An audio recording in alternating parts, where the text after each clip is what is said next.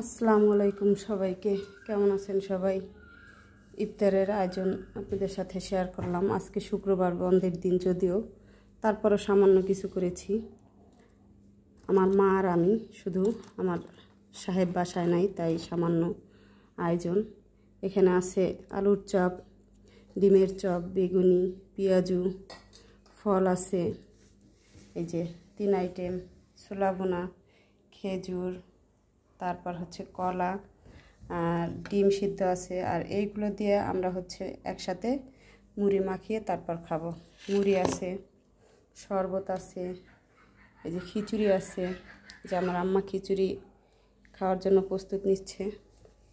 এই আর কি আজকের শুক্রবারের সামান্য এই আয়োজন, বেশি কিছু করা হয়নি। আপনারা সবাই ভালো থাকবেন, সুস্থ থাকবেন। সবাইকে রমজানের শুভেচ্ছা। আল্লাহ হাফেজ।